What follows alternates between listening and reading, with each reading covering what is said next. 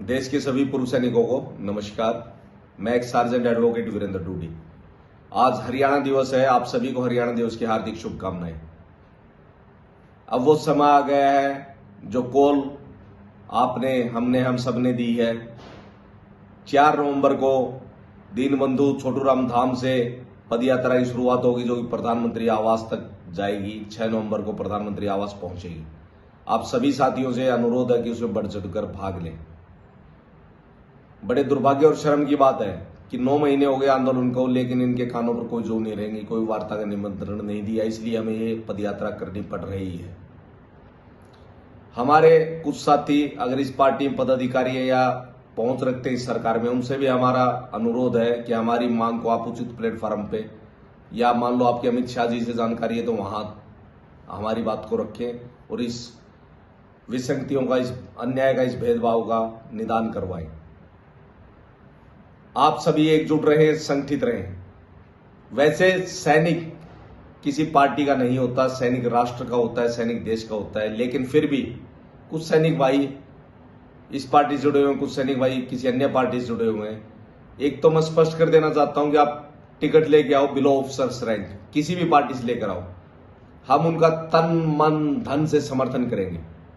अब राजनीति को एक तरफ रख देते हैं। हमारी मांगे कौन मान सकता है, कौन हमारी डिमांड्स को फुलफिल कर सकता है? सरकार फुलफिल कर सकती है, लेकिन सरकार अपनी हठधर्मिता पर, अपने अहंकार पर लगातार अडिग है।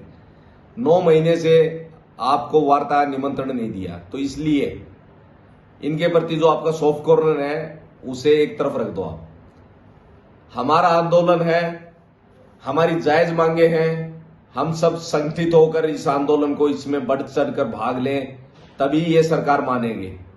अगर हम ही इनका गुणगान करेंगे तो कैसे मानेगी? ये केवल एक बात से डरते हैं, वोट की चोट से डरते हैं।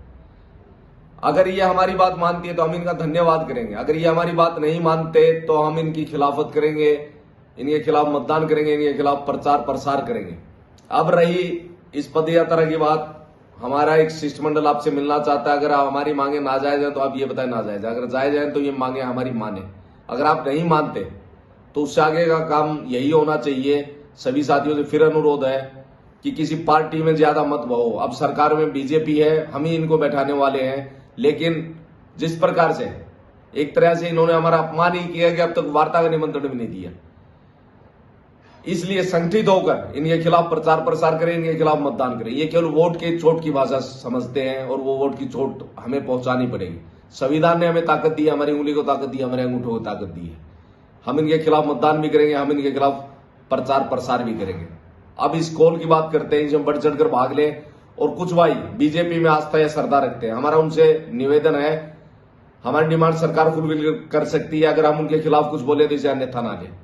आप भी टिकट लेकर आओ, कोई अन्य पार्टी का कोई और बिलो ऑफिसर्स रहेगा अगर टिकट लेकर आता है, हम उसका तन मन धन से समर्थन करेंगे।